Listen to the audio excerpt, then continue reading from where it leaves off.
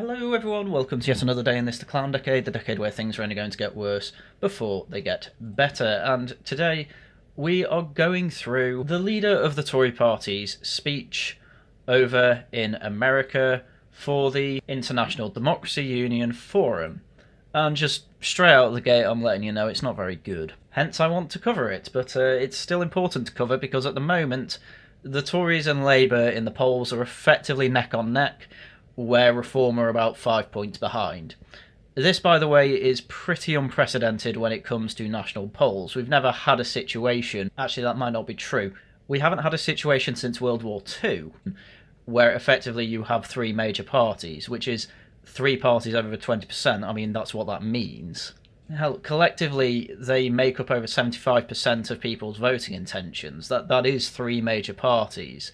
And it's unprecedented. And what's effectively happened is that Labour and Tories are just disintegrating before our eyes. Support for them is anyway. Whereas Reform have the upward momentum. And going through this speech, you will understand why, even though Tories are neck on neck / winning in some polls, I don't think that's going to last very long. So I think with that set up, we better get into it, because it's 24 minutes. I don't think I'm going to go through it all, but I know there's some disaster pieces in here, so take it away, Kemi. I joined the Conservative movement in a very unusual way.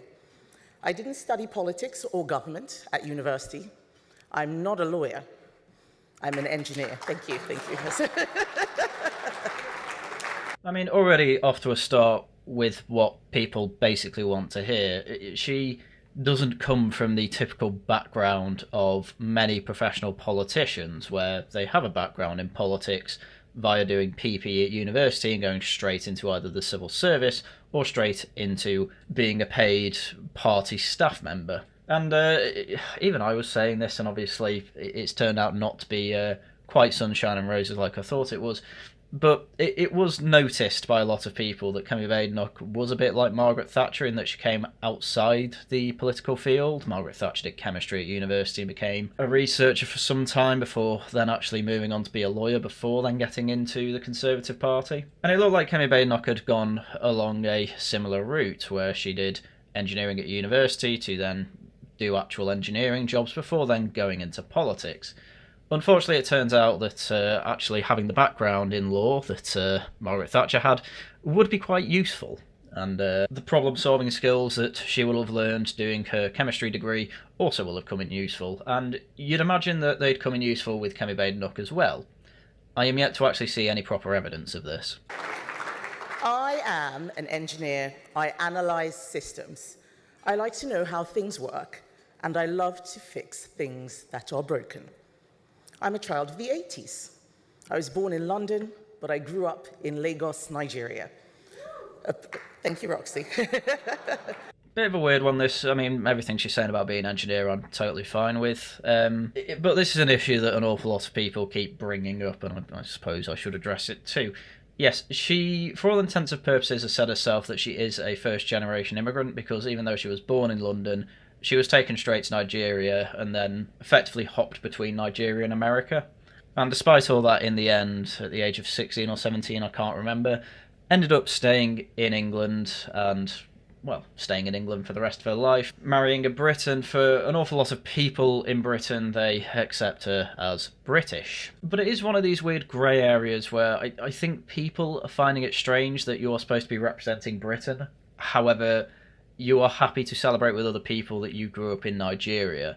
And it's ended up with some gaffes with her saying, oh, you know, trick-or-treating's an American thing, it didn't really happen in England, and that's just not true. As far as I'm aware, trick-or-treat has been in England for decades. I mean, you know, my grandma didn't know what it was, but my brother and sister did, and they're 10 and 8 years older than me. And I've had a trick-or-treat every year, so as far as I care, trick-or-treat has been in the country since at least the 80s. And this was a pretty predictable issue with Kemi Badenoch. You're always going to have gaffes like this if you didn't grow up here. You are going to miss out on kind of the British childhood zeitgeist. And, you know, from my perspective, that doesn't mean you can't integrate. As far as I care, she is integrated. But obviously, your experience growing up is going to be different. So you're going to say things like that are just bad and make you seem out of touch. And then obviously saying I grew up in Nigeria and saying, yeah, we should celebrate that. Again, people are going to be a bit wary, I think. But then again, what the hell is she supposed to do when someone cheers that I grew up in Nigeria, you know?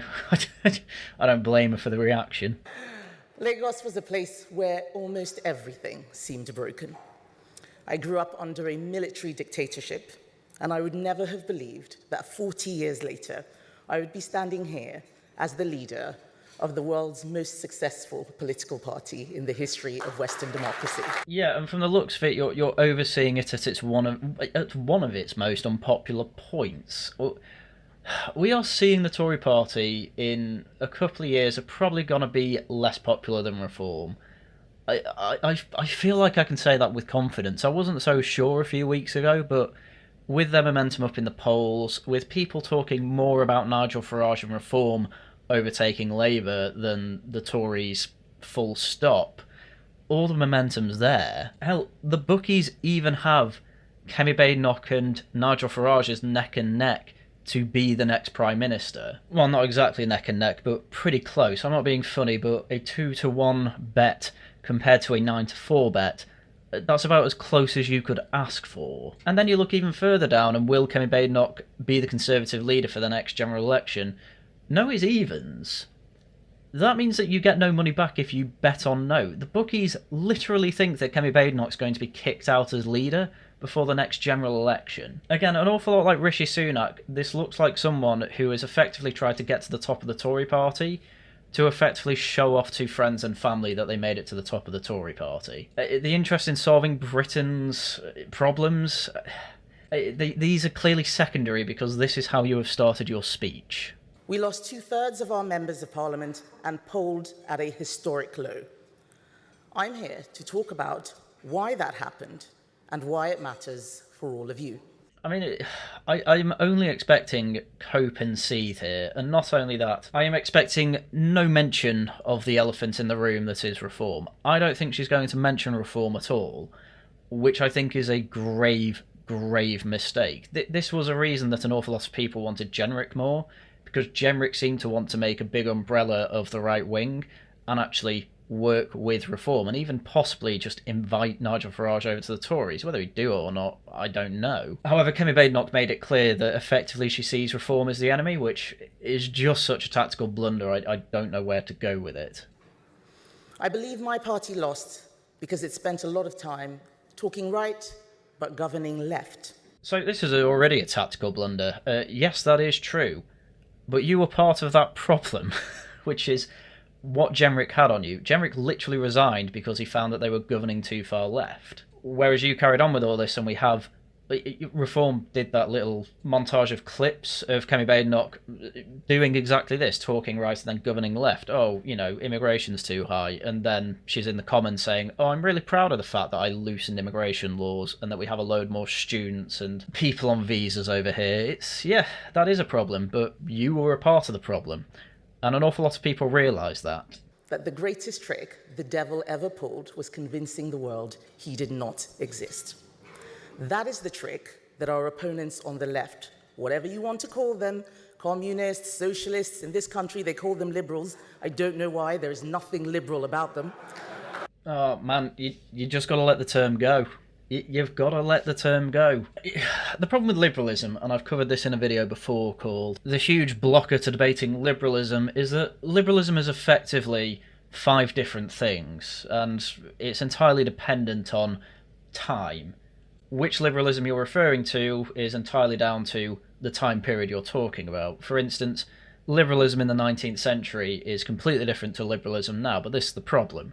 We're living in the now period, and liberals are effectively just socialists that are too embarrassed to say they're socialists. That's where we're up to with it. And that's due to it being co-opted. You know, Carl in some ways is right that liberalism did leave the door open to be co-opted, to be something that is completely unrecognisable to what it was in the 17th, 18th, 19th century. Liberalism is effectively whatever the ideology of the middle class, the bourgeoisie, the business owner class is at the time.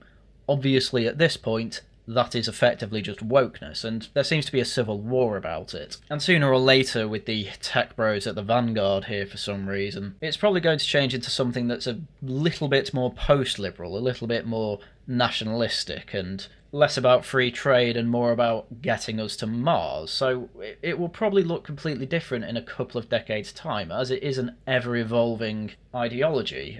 But unfortunately at this point, just let it go. It doesn't matter, it's just a word whose meaning has been so co-opted. I think we just have to either say, we're not liberals anymore because, unironically, the left left us type of thing. Or if you still hold on to it, yeah, you get denigrated to the point where you are associated with these covert socialists.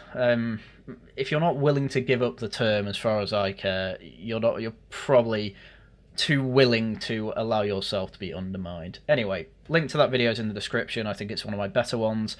I would suggest you go watch it. But there is a trick that they play, which is that they smuggle ideas and policies that look like liberalism, but are anything but. Yes, well done. I assume you've been listening to Carl Benjamin over at the Lotus Eaters then. An awful lot of people have been pointing this out for years, and I think this is one of the biggest mistakes of this speech. Effectively, it's a speech that's about 20 years too late. Like, this has already happened. Again, you are the type of person that has done this. Oh, it's liberalism to completely open up the borders and give as many visas as we can to students and people who say that they are going to work. Yeah, that's exactly what we should do. When in reality, what ends up happening is that they all end up... Well, not all of them. An awful lot of people end up coming over on these visas to then not come over to do what they say they're going to do. It's a famous one with the student visas. They come over on a student visas, effectively burn all their paperwork, and then just get lost in the system. And this is part of the reason why, say, with the recent redoing of the ONS official population statistics, they ended up missing like 200,000 people or something like that. Because a whole bunch of people who are students who should have gone back after their visa ended just didn't. Apparently, at the most, 200,000 of them. It probably wasn't that many. There are lots of other reasons that they got the statistics wrong. But as I say, this is a problem, yes. People do come under the guise of liberalism and then offer something completely different. You were one of the people that did it. Liberalism has been hacked. Let me give you an example.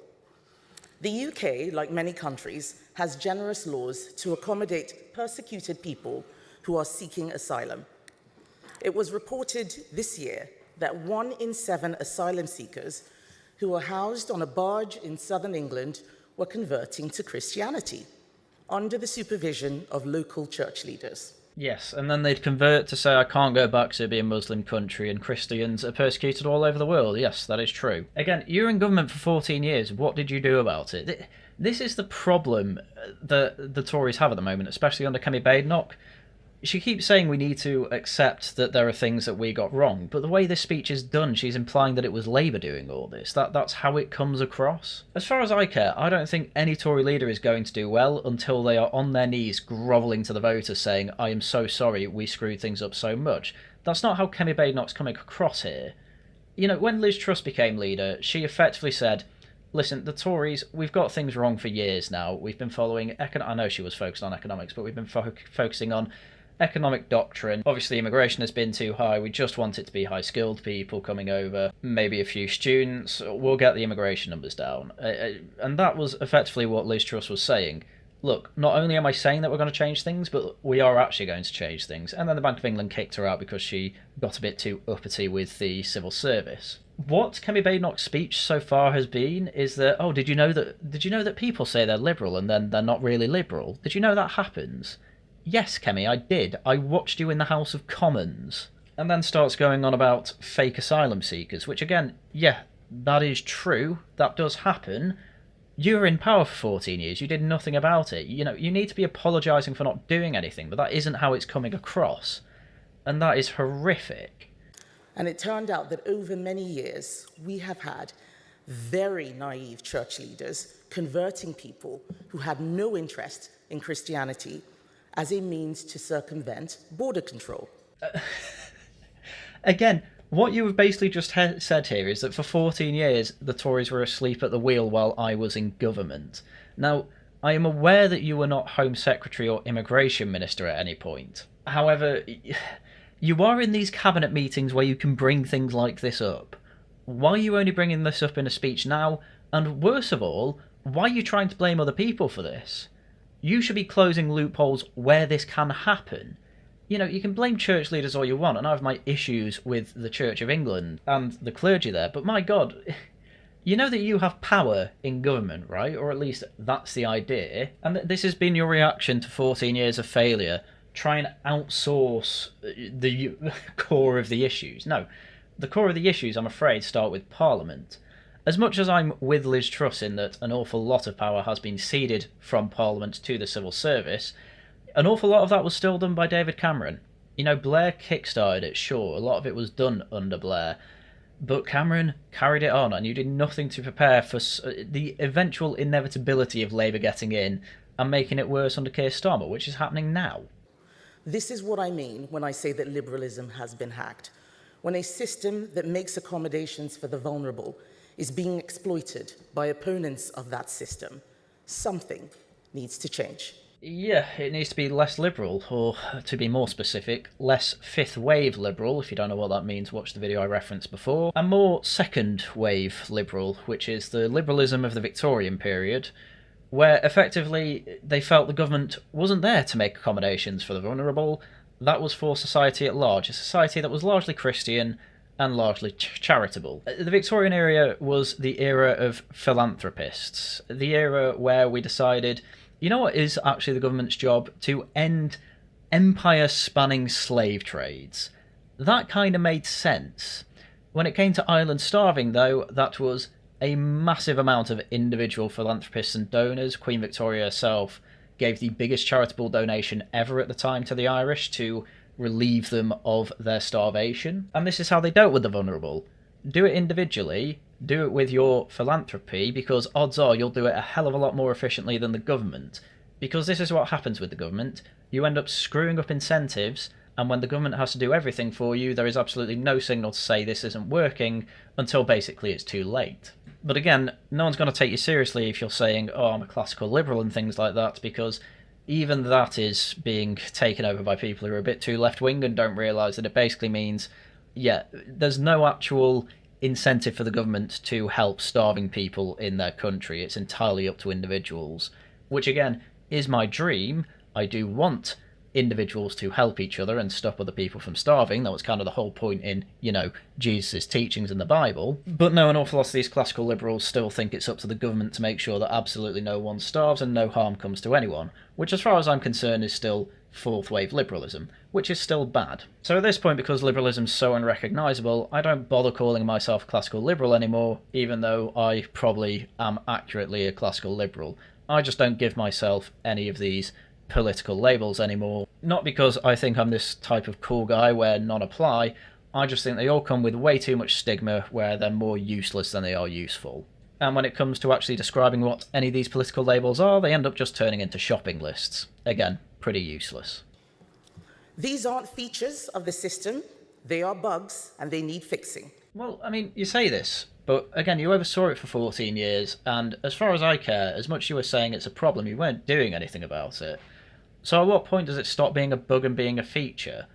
I mean, you are literally talking about my speciality. I know an awful lot about software, believe it or not. And, you know, in this sort of thing, you'll have a big backlog of issues with your software. And obviously you can't deal with them all at once, so you start prioritising them. What I am being told by the Tories being in charge for 14 years is that effectively they knew that this was a problem but decided to do nothing about it, or at the very least didn't prioritise it to the top of their list, which I probably would do if I cut it out. It ends up that this bug has ended up killing people. Like, as far as I care, you are not prioritising asylum seekers gaming the system and they end up killing people. You know, you didn't prioritise that, as far as I'm aware. So you may want to call it a bug that needs higher priority, but as far as I care, if it's a bug that has been in the system for, as I say, over a decade, that is a feature at that point. And again, if you're trying to say that these people have hacked liberalism, the last thing you should really be doing is saying that this is a bug. Don't say it's a bug of liberalism, just say this is malware in the system. Say it's something completely different. What you have done here, idiotically, is kind of proved Carl Benjamin's point when he says that socialism is just an extension of liberalism, in that you have kind of admitted what Carl's point is, which I don't think is entirely wrong. I just think he's giving too much credence to idiots when they talk about liberalism, like Kemi Badenoch's doing here. Because, as I say, effectively what she's done is said, okay, under the rules of liberalism, this is actually somewhat acceptable. The problem with liberalism, as I constantly keep trying to tell people, is that it's a big umbrella term and includes two completely different concepts. The best summary of this difference comes from What If Olthist's video, The Anthropology of the Right. Again, link in the description. It's a very good video. I suggest you watch it. And as you can see, the British Enlightenment, which led directly to liberalism, is much more capitalist in nature, very much more to do with natural law and Darwinism. It's rationalistic, empirical, comes from John Locke, and was expanded by Edmund Burke and David Hume. And it's very masculine, and effectively it is what created, as far as I care, the best situation humanity has ever been in, which is 19th century Britain. But then there's another version of liberalism, which is this French Enlightenment liberalism, which effectively led straight to the French Revolution and ended up with a republic that has had to reboot itself 7 times, and it's probably going into its 8th time in recent events. But it's very feminine, it's very atheist, which the British Enlightenment was very, very Christian. John Locke effectively said that atheists should not have rights, by the way. The Enlightenment is much more nationalistic, ironically, much more romantic, cares much more about authoritarianism. It's kind of weird how he says Britain is rationalistic when the French were very much the rationalists, trying to change the calendar and the way we tell time. But yeah, I think from this you can see where the French influence has come into Britain, and there's basically a civil war with liberalism everywhere, to a point where people more on the British Enlightenment side simply don't want to call it liberalism anymore. And I think that's pretty much where Carl is, because when Carl explains the type of world he wants, he is effectively just describing Victorian Britain, which is liberalism, but as I say, it's not French liberalism, which is all liberalism means now. Anyway, back to the point about Kemi saying that these are not features, they are bugs of liberalism. No, they are features of French liberalism that we've decided to bring into our British liberalism, and it's caused all sorts of problems. The answer is, as you say, to get rid of them, but you simply can't call them bugs when they are intrinsic to French liberalism that we have decided to update our liberalism with. You know, I'm totally fine with rolling it back. Roll it back to, you know, sometime in the 80s, maybe the early 90s. That's when we were doing best. 2 years ago, when I gave that speech about how so many leftist ideologies have snuck into institutions across the Western world wearing the clothes of the civil rights movement, but they are not about civil rights. I mean, again, they kind of are. You know, the civil rights had these sort of people that wanted to go further than, say, Martin Luther King. You know, you had Malcolm X, who was an open socialist, and as far as I am aware, was one of the first people to make the point that black people are actually a global majority, which is common lexicon now, by the way. Like, this is an issue that we've always had, because, as I say, in liberalism, there's always kind of been this civil war between should it be more British and more French, and obviously, when it came down to nations, that was fine. They could have that civil war internally and choose one that works out better for them. As it turns out, British liberalism tends to be better, hence most countries around the world have emulated our parliament system. But then obviously we've become more French, especially in our institutions, because as Dominic Cummings keeps saying, he points out that Lord Palmerston wrote to Queen Victoria and in the letter said, effectively, the French in the continent, they are becoming a lot more bureaucratic, and Britain not only shouldn't be that, but I think it would be impossible for them to be that, just because of the way we conduct ourselves and our beliefs and values, etc., etc. And Kemi isn't wrong to say that that is being co-opted. The problem is that she doesn't realise she is part of that co-opting process, which I think makes her a bigger problem than the people who are aware and open about being part of that problem. Classic liberal values, not left-wing liberalism, but classic liberalism of free markets, free speech, free enterprise, freedom of religion, the presumption of innocence and trusted institutions within the rule of law, and equality under the law, no matter who you are or where you come from.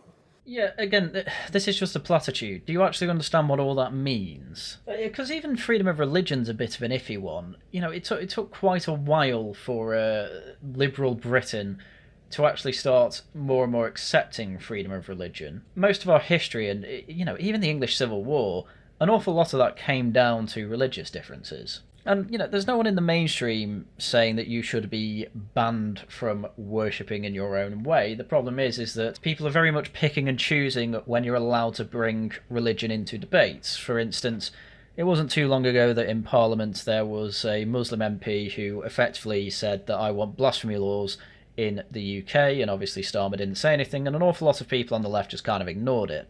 But then when it came to the assisted dying bill, some people started making religious arguments against it because, killing yourself is a sin. And an awful lot of people were effectively saying, oh, you shouldn't bring religious arguments in here. So we've always had a bit of an issue with freedom of religion. It took quite a while for the Catholics to be emancipated. An awful lot of people would say that was a mistake. Obviously, personally, I wouldn't, given I'm one of the good ones. But then what ends up happening is things that even Enoch Powell was saying in his Birmingham speech, where a Labour MP was effectively saying that police uniform, or no, it might have been bus driver uniform, involves wearing a cap, and there were Sikhs who wanted to be bus drivers but to be able to wear their turban. And obviously this is where a conflict comes in. Do you stick with the national values and follow the rules that you need to wear a cap, or do you wear a turban because of your religious freedom? And it turns out the religious freedom argument won, but obviously it's then gone too far in the other direction, and Christians basically aren't allowed to say they're Christian. Tim Farron, for example, from the Liberal Democrats, was effectively handed out of the leadership because he refused to say if he thinks homosexuality is a sin. He's a Catholic, by the way. Of course he thinks it's a sin, but it's obviously just a trap for people to say, wow, you're a bigot. So again, these things all sound very nice when it's just a shopping list. However, what do these things actually mean? What do you actually value here? You need way more context to this. How do liberal democracies, which are so tolerant and so accepting, fight against the intolerance of those it has accepted, of different norms, customs, and values which are accommodated within the liberal framework, or which seek to undermine it at every level? Well, effectively, Carl is kind of right. You've got to do things that aren't liberal. The thing is that he means more second-wave liberal rather than fifth-wave liberal, which, as I say, may as well just be what liberal means at this point. I don't really care. I'm not wedded to the term. But a lot of people really are wedded to the term because it's their entire identity. I started my speech by explaining that I joined the Conservative movement in an unusual way. It started when I moved back to the UK from Nigeria, age 16. My parents were doctors. They wanted me to be doctors just like them. So I got to London and got a job at McDonald's. And then I started off part-time at a local college where I told them what my ambitions were. And it was the first time in my entire life that a teacher told me, a straight-A student, that my ambitions were too high. So, frankly here, this is just a lie. This is literally just a lie. According to the Lord Ashcroft biography, he starts talking a little bit about Kemi Badenoch in the biography, and according to this biography, she got a B in biology, a B in chemistry, and a D in maths. That's not straight A by any stretch of the imagination. I'm not joking when I say this. So when I did A-levels, I was expected to get 3 A's. I ended up getting 2 A's and a B. The B was in maths as well, actually. If you end up getting a D, there is absolutely no way that you would be called a straight-A student. Throughout your time at school, it will be quite obvious that your math skills are not quite up to par to be a straight-A student. A D, by the way, it's a pass by about, I don't know, over 10%, I think. And the passing grade is, you have to forgive me, I'm going back in my memory 10 years, but I believe the passing grade is 60%. Or no, I think a D is 60 to 70%, something like that. It's nowhere near the 90% you need for an A grade. It's effectively what I'm saying there. So, given that you have just brazenly lied about being a straight-A student, I'm going to assume that you are lying when someone said that your ambitions are too high because of what you imply next. She asked me if I was sure I wanted to be a doctor. It would be much easier if I became a nurse. And I realize now that she was trying to be helpful in her own misguided way. She thought that black kids were not very academic. She wanted me to aim low and succeed rather than aim high and fail. Yeah, so just to make the point absolutely clear, we have Kemi Badenoch here saying that liberalism is being hacked and that's a bad thing, while in the process of literally trying to hack liberalism. No, you are mind-reading this teacher in a frankly, a really despicable way. She thought black kids were not very academic. No, she thought you weren't very academic because you were pretty good at chemistry and biology, but you were bad at maths. Guess what you need to be? I mean, you don't even just need to be good. You need to be one of the best people in the UK to become a doctor. And I know people who have become nurses, people who have literally failed their A-levels and had to retake them have become nurses. And I know people that have become doctors who, they did like physics and chemistry in GCSE, straight A stars by the way, but because they didn't do biology, they had to do that to even be considered to become a medic. And so they were doing 5 GCSEs, including further maths, while at the same time studying for GCSE biology at the same time as A-level biology. Like, people who become doctors, they are ridiculously academic. My cousin's a doctor, and my mum would constantly tell me stories about how he'd get home, maybe then, play a bit of football or something, do something, but then for 3 hours a night he'd be studying, and one of his biology teachers would be useless, so he'd study himself. And effectively, she was trying to guilt me into having that attitude, which I just never had. And I'm not being funny here, Kemi Badenoch, but given those results, I'm assuming you didn't have that attitude too. It is incredibly difficult to become a doctor. You kind of want it to be very difficult. You want hyper-competent people to be doctors for obvious reasons. So you coming out and saying, oh, this person was just a racist and had, was a bigot toward black people, what you are doing here is, as far as I care, hacking liberalism. And you all know that if a teacher tells a 16-year-old their grades aren't that important, they won't work as hard. The old Kemi Badenoch classic. Oh, you see, I failed in some way, or my collective failed in some way. It was actually someone else's fault. It was the teacher's fault, you see. I'm going to go ahead and assume that your GCSE results are relatively reflective of your A-level results. I was told, at least at school, that there is quite a correlation between your GCSE results and then how you do at A-levels and then at university. And this teacher probably will have known that. And, just because a teacher said to you, oh, you probably won't do good enough to be a doctor, doesn't then give you an excuse to say, you see, I got that B, B and D because of this teacher. No, that is nonsense. And again, this is just showing a pattern with Kemi Badenoch. She is absolutely fine with taking absolutely no responsibility for what she has done in her life or what her party has done. And that is not going to be very attractive to voters. I didn't know how to describe what was happening at the time, but I knew I didn't like it. Today, I call it the bigotry of low expectations. Oh, well, you've screwed that up. That's not what the bigotry of low expectations is. The bigotry of low expectations is when, say, the army lower their standards for people to get into the army so that they can get more women in. Effectively, you make something easier, you lower the bar for everyone in hopes that whatever you're trying to get people into will be more diverse. We all know what that means by now. It is not the bigotry of low expectations for a teacher to tell you that you are not academically capable of becoming a doctor when you get 2 Bs and a D at A-level, okay? She told you that before you got those, but as I say, I imagine that they correlate quite closely with your GCSE results. And to be a doctor, you need pretty much straight A's and A stars. So no, it's not bigotry of low expectations, it's you producing low value results and being told effectively that is not valuable enough to become a doctor. I mean, you weren't even academic enough to get your first choice of university, so obviously you weren't going to become a doctor. It does not believe in meritocracy, and it seeded in me a hatred of affirmative action policies that are designed in theory to help minorities, but in reality hold them back and cast doubt on their real achievements. Oh, so you do know what the bigotry of low expectations is? But you just used an example that wasn't applicable at all and instead decided to lie about your history. Like, I knew Kemi wasn't going to be the best. However, I would have thought when she is putting forward a decent point, which is that yes, we do have bigotry of low expectations, and yes, it does, instead of making people think that minorities have achieved something, they've got there via affirmative action. She chooses an example where she basically gets to call her old teacher she didn't like racist. Like, I didn't think she would be very good, I want to make that very clear.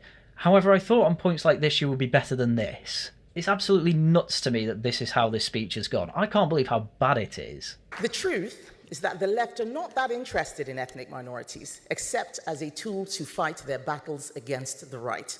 Yeah, as I mentioned before, this is a speech that is frankly probably 3 decades too late at this point. This has been done to death. There's nothing new here, and there's nothing here that's making me think that the Tory party is going to change under your leadership. So, once again, I feel vindicated that I have fully backed reform. In fact, just this morning, the British Prime Minister, the Labour Prime Minister, made a joke about how I worked at McDonald's. He would never have dared to do that if I was a left-wing activist. And if a Conservative Prime Minister had made those comments about a black party leader, they would have been called a racist and asked to resign. Incredibly, she gets a bit of a clap for that, which, if nothing else, should show you how useless some of the centre-right is, centre-left Tories, I guess, are these days. No, the British Prime Minister...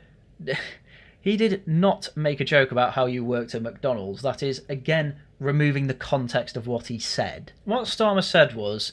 You know, the leader of the opposition thinks if you do a couple of shifts at McDonald's, you become working class. So by that logic, if I keep coming back here, I could yet be the next James Bond, because he was at Pinewood Studios, where James Bond is typically filmed. This was a joke about you being out of touch, Kemi, which you have to understand how angry it makes me that what you have done here is have to make me, one, defend Starmer, but two, actually have to agree with him. Yes, you are out of touch. And saying that you worked in McDonald's makes you working class is ridiculous. I worked in a supermarket for 2 years. That didn't make me working class. Literally everyone I know people who live in 6-bedroom mansions, who worked in pubs, worked in shops. You know, everyone's had jobs like this.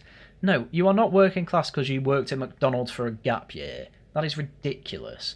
And I think it's, again, despicable that you would just brazenly lie like this. These are not hard things to fact-check. And you're just brazenly lying about all of this. It does not bode well for your time as leader of the opposition. And honestly, I'm with a lot of other people. I think you'll be kicked out before the next election. So how does liberalism get hacked, and how do we fight it? Let's start with an example. We all believe in freedom. None of us want our country to be invaded. So, of course, we are against imperialism. Suddenly, a group turns up. They want to promote anti-imperialism. It sounds okay. The government gives them money. They get university grants. They write textbooks. And they bring those narratives into the school curriculum. Yeah, once again, you're explaining what's happened under your government for the past 14 years. And effectively what you're saying is that, yeah, when we were in government and I was part of that government, yeah, we got duped. But again, already, you can see the seeds being sown. Oh, it was actually just university. You know, they were using our resources to dupe us, but it's their fault, really. No, you did nothing to even fight this. The best you've done, Kemi, is said some platitudes, which, as I say, gave me hope. But the more I'm reading into this speech, the more I'm thinking, my God, this is worse than I thought it would be. Do I still think it's fine? I mean, yeah, she's destroying the Tory party, but she's doing such a bad job of moving the Overton window right. I think she's actually more useless than she is useful, which is weird because she used to be pretty good at this. But apparently the pressure's just got to her, I guess. And suddenly you find that anti-imperialism is directed solely against our own country or the West. They're not attacking China. They're not attacking Russia. In fact, in some instances, they praise Russia, which is actively carrying out an imperialist agenda against Ukraine. Yep, all correct, that's fine. Again, though, you gotta kind of say, I'm sorry that we allowed this. This is my problem. She's kind of saying, how can you blame us? We got duped. I'm sorry, no. People like me were saying this 5 years ago. You go even further back than that. People like Peter Hitchens and even Roger Scruton were pointing out these issues. No, you don't get to play the hatchling here. This has been going on for years. You can't just pretend that this is some fringe thing that's been happening over the past 3 years or so.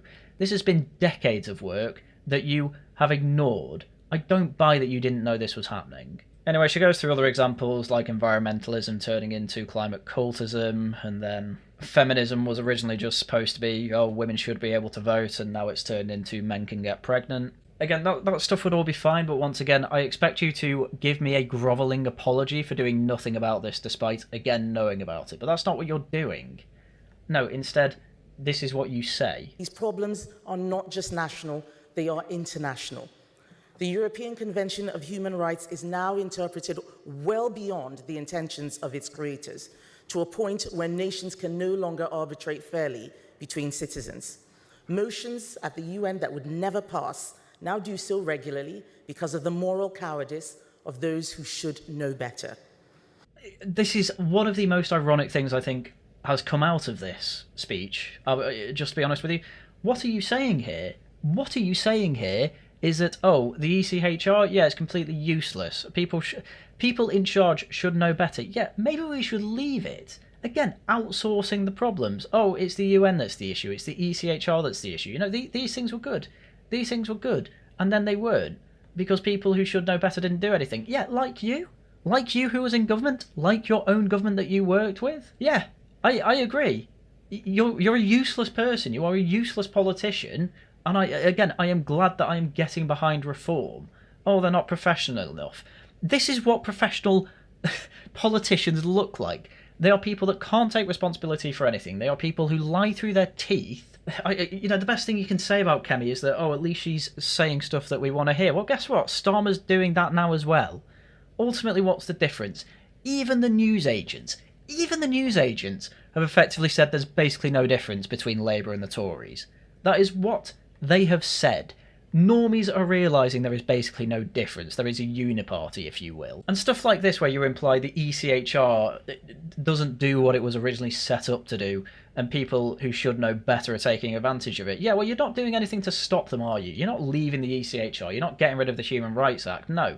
That's what Robert Jenrick wanted, and he was rejected. Because an awful lot of Tories thought that you were saying the right things and you're a black woman so no one could call you racist. Because that's all politics is. It's full of vibes. And the people left in the Tory party are people who basically just think that, oh, put your black lesbian in charge and it'll be fine. I know she's not a lesbian, it's an AA meme. But you do that, people can't complain. Well, guess what? People don't care. As you said before, people don't care about race. And yet here you are trying to play the race card. It's embarrassing. This is so much worse than I thought you'd be. My disappointment is immeasurable and my day is ruined. So how do we fix this? We need muscular liberalism and muscular conservatism. Wow. She is unironically trying to emulate David Cameron here. Are you kidding me?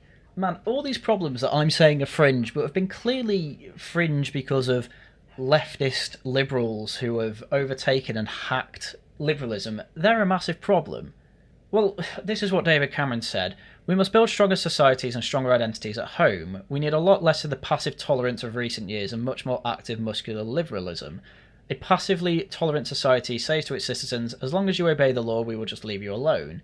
It stands neutral between different values, but I believe a genuinely liberal country does much more, believes in certain values and actively promotes them. Free speech, free worship, democracy, rule of law, equal rights, regardless of race, sex or sexuality. It says to its citizens, this is what defines us as a society. To belong here is to believe in these things. Now, each of us in our own country, I believe, must be unambiguous and hard-nosed about the defence of our liberty. I want to make absolutely clear that all this led towards was fixing absolutely none of that and bringing in gay marriage. That's what muscular liberalism means. Doing basically nothing about any of this, but bringing in more gay marriage. To the point where basically the only thing the Tories could say was a success was gay marriage. That's muscular liberalism, and as far as I care, that's muscular conservatism as well. I don't know why you would even try to emulate David Cameron, the heir to Blair as he called himself, because this was just Labour going the speed limit in terms of social policy. As far as I care, if you're trying to emulate this, you're going down the same route. As I say, this is so much worse than I thought it would be. We don't want to throw away any of the things that are good about our society, but we need to police the boundaries, otherwise our opponents will blur them to the point where they no longer exist. Why are you talking in the future tense? This has already happened. This isn't some fringe thing anymore. This is everywhere. This is in schools. This is in the military. For God's sake, MI5, literally just this week, said that white British students are still not allowed to apply for security services internships. It's described as blatant discrimination and racist as MI5, MI6 and GCHQ try to increase diversity among their ranks. What do you mean they will? They have. This is the norm now. Why are you acting like this is just the start of some war? No, the war's been lost. We're revolutionaries now. This is the new norm. This is every institution. This is all over defence. Not just in schools, not just in universities. No, the RAF say, Basically, we have useless white pilots. The army lowered its entrance standards to get more women in. This is a ridiculous thing to try and imply. Oh, this is what our enemies will do. Yeah, you're only saying that with such confidence because it's already happened. This is not fringe. This is happening everywhere. This has happened everywhere. We are screwed. It's how much of a mess we're in. And you're here trying to say that you'll fix it? You didn't do anything to fix it in the first place. Go away. And the first step is to explain the value of liberty. Our opponents have no fundamental concept of the meaning of liberty. They see it as freedom to do bad things. Whether they are offensive or exploitative, that's all they think about. Liberty is a practical necessity for a flourishing society. It is not just a philosophical nice to have. So this is a moronic way to put this point forward, by the way. What you've effectively said there is that, you know what, I think liberty does mean that we should do the bad things. Do you really think that's a good message to have? No, you got to reframe it. You got to do what Jordan Peterson did with Cathy Newman when she was saying, "Oh, you want to be offensive? That's a bad thing." And Jordan Peterson makes the point of, "Well, you have the freedom to try and offend me with all these questions you're throwing at me, and it's been quite uncomfortable. But we are doing it to seek truth, and that is a good thing." That's how you frame it. You don't frame it like this, where it's like, liberty is a good thing to have because you can do the bad thing. What a moron. The second thing we have to do is to stop the expansion of the state. A common mistake is to accept that every problem requires the state to get involved, and this reinforces that belief that state action can solve everything when it cannot. This is why I'm so excited about Doge and what President-elect Trump and Elon Musk will do on government efficiency. It is terrifying people all around the world, but I think that it's going to be absolutely brilliant.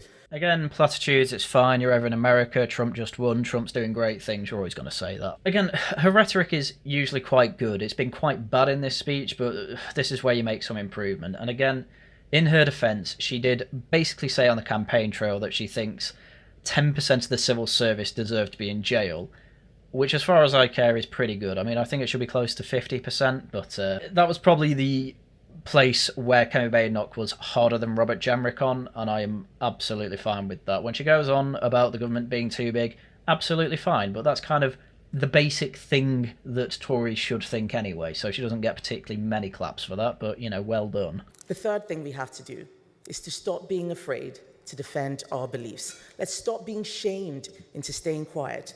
Part of the problem is that for the centre-right, liberty has come to mean laissez-faire, that we should sit back and do nothing. We are told we must not take sides, not fight culture wars, that this is the operation of a free society, that this is progress. This is not progress. Yeah, again, this is good, but again, a bit of a platitude. Again, so far, the only value you've defended is liberty. And all you've really said of it is that it's freedom to do the bad thing, the thing that the left don't like. And no, you have to go a bit deeper than that. When you defend what we believe, you effectively do have to say, yeah, I believe that we should deport 10,000 people. Probably more, to be honest with you. We should deport... Do what Nigel Farage is doing. He is not afraid to say, yes, if you come here illegally, you have absolutely no amnesty and you're going home.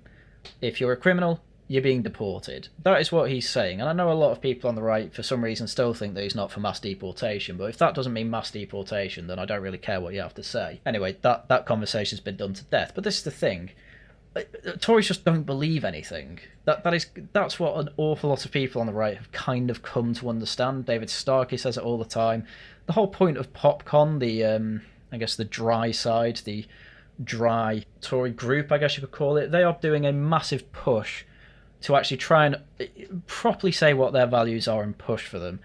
And David Starkey is correct to effectively just say we need to reject liberalism, because again, all it means now is fifth wave liberalism. It means progressivism. It means gay space communism. And even though he's gay, he is correct. We need to reject it, go back to first principles and describe what they are. And I've had plenty of people saying reform aren't a first principles party, and you need to realise that I don't care. The use of reform isn't to get our perfect Britain. The use of reform is to take the first step towards a perfect Britain and smash these two absolutely useless parties into oblivion. We cannot reverse time, but we can build a new future. Again, I don't even buy that that's true. You can turn a clock back if it's telling the wrong time. If you, as C.S. Lewis says in Mere Christianity, if you are going in a certain direction and you suddenly find out it is not the correct direction, You don't just carry on in the same direction and try and twist and turn back to the place you thought you'd be. No, you go back to somewhere where you knew you were. We can actually do that. We have records of what our laws were, what was on the statute books, throughout history, most of history anyway. We can actually literally just say, right, 1995 wasn't mental. Let's go back to there, and we can quickly, with the act that repeals every law post 1995, also bring in some acts that can make up for things that we probably need now. You know, things that you'll need for the internet. You know, things like it's illegal to have illegal software. It's illegal to have torrented copyright material. You know, things like that. You can actually do that, and I don't know why centre-rightists pretend that we can't do that. You know, oh, it'd get rid of gay marriage. Oh, you know, if you really, really, really want that, there is actually a way to make an act that will keep it in place. But I'm not going to lie to you. From my gay friends that I know, none of them really plan to get married, and it's very rare that gay people I know actually want to get married, and they say their friends aren't that interested in it either. So, will it be a thing that's missed? Well, if you're going down the route of muscular conservatism and you really mean that, you shouldn't really care. And this requires a philosophy that is strong and confident in itself and not overly fixated on the past. I'm not talking too much about the past today. I want to talk about the future. I mean, that's fine as well. I'm not saying... Well, I mean, I just explained it, really. Yeah, there are some things that we have that are fine as laws. Let's keep them. Like, it's like when anyone has a picture of 1920s England and it looks really nice and serene, and someone like Otto English says, oh yeah, but think of all the polio. Like, you know we can have that without the polio, right? Going back to 1920 does not mean that we forget all medicine and healthcare progress that we've made in the 100 years after that. These people are not worth talking to. I don't even know why I bring them up. So in conclusion, we can look at what is happening around the world. Arguments over pronouns and gender-neutral toilets or statues and white privilege may seem trivial when compared to solving climate change and the demographic time bomb of an aging population. But they are linked. Okay, not sure where she's going with this. You can't ask the rest of the world to make sacrifices to achieve net zero if you've just told them that Western civilization prospered by exploitation. Why should they trust you? Why should they trust you on anything from technology to vaccines and public health? I mean, I guess we are telling them that. Or are we? Because the whole left wing or leftist view of history was that before colonialism it was all sunshine and roses. It was us exploiting them that ruined them, and in the West has made us evil. The left don't want them to industrialise, but obviously they are industrialising because, well, basically China's paying for it. And they want industrialisation because it is the number one way to improve absolutely everyone's living standards. But yeah, I mean, if this is an excuse to basically say, don't listen to the left at all on anything, I'd be fine with it. But again, I don't trust that you're actually saying that. If the West is only prosperous due to slavery and colonialism, if all of its success is down to the patriarchy and white supremacy and heteronormative oppression, there is a price to be paid. And that price is that our beliefs, democracy, equality before the law, meritocracy, free markets, are fiction. Okay, and again, what have you done to try and fight this? I mean, I know Kemi Badenoch has effectively praised British colonialism and said actually it was a good thing. That's a good thing to say. But again, you were in government, you were business secretary. I know they tried to fight things like Stonewall donations and things like that, but you didn't go hard enough, clearly. And you had a massive majority. It's not like you had that much going against you. And this is kind of all music to the ears of leftists. Like, if the West is only prosperous due to slavery and colonialism, that means that equality before the law, meritocracy and free markets are all nonsense. Like, yeah, that's their goal. Like, again, you've kind of noticed this decades too late. So you need a completely different conversation now. This isn't we need to make sure that these things don't grow. No, they're already bigger than you. To the point, like an idiot, you actually played into it by just lying about your history for no reason. So again, how am I supposed to, like all these non-Western countries are supposed to trust you with your technological advances and stuff like that, how am I supposed to trust you that you're actually going to do anything about it when you didn't do anything for 14 years? And then you in fact just play into it while at the same time saying we shouldn't be doing this. Like, I'm just not going to trust you. But even having said all this, she ends on an even weirder note. but I want to share a personal story of what happens when we don't defend the things we believe in, when we fail to give hope to the young. A vacuum is created, and other beliefs fill this vacuum. 2 years ago, this month, almost to the day, my cousin, who was living in Canada, killed himself. I mean, the thing she's going to go into, I think she's missing out on one major aspect of Canada that, frankly, I think should be mentioned here as well, but isn't. He was 27 years old, and he had fallen down the social media and internet rabbit hole of anti-natalism and pro-mortalism, left-wing movements I'd never even heard of. He had spent months, we found out, probably years, reading and self-radicalizing, learning about how human beings were a plague on the world, that our very existence was destroying the planet. Yeah, leftism is anti-human. That is effectively what you could say here. And to be honest, if I were you, I'd just say that, but for some reason it's not really been said. It's only been implied, and I don't think that's good enough anymore. These movements promoted the idea that having children was wrong, evil even, that ending your life was a better way to stop the spread of misery around the world. And it was heartbreaking to know that these ideas had filled his mind and tortured him. Yes, the left are anti-human, and effectively, yeah, they will obviously lead people down this route. I completely agree. But again, you're making this out to be fringe. It's not fringe. We have just had a vote in the UK where assisted dying is being taken seriously. And again, it's not been mentioned, but in Canada, they've had MAID for quite some time. It's opened the door to effectively saying that as a society, we see suicide as a reasonable option. And I don't think we should ever do that, and it's a shame that it's not been mentioned by Kemi Badenoch here. He is, or was, one of a generation of young people that see nothing ahead of them but a bleak future and no hope. I worry that when we do not promote what we believe, when we don't talk about it enough, things that matter, things that make life worth living, the importance of family, personal responsibility, how our beliefs and how our ideas are a force for good around the world, we fail to offer hope to the next generation. It is our job to provide hope. There is no cavalry coming, it is just us. We have a job to do in championing and defending values that don't just help to win elections, but make the world a better place. Thank you. Again, all just baseless platitudes, because there's a pretty obvious reason why she didn't say one particular thing here that's, again, top of the polls for people's worries constantly for decades, and that is that, immigration's quite a problem. And it's a problem over in Canada as well, by the way. And it's another reason that people don't have hope. So it's all this thing of a shopping list of values, but ultimately at the end of it as well. There's a clear problem that if you bring in an awful lot of people who don't follow these values, they make colonies, and they actually influence the zeitgeist to be a lot more away from the values that we had as a society, and that an awful lot of us still have. Again, because we're overly tolerant. Now, as I said, integration needs to be a thing, and can only be a thing with less immigration, but again, I don't think immigration came up once here, apart from illegal migration. The only thing I can find in this speech on migration was Kemi Badenoch saying, if Conservatives and Liberals try to manage migration with simplistic tests and no overall vision of what kind of country we're going to try and create, we will fail and the voters will punish us, as my party found out in July.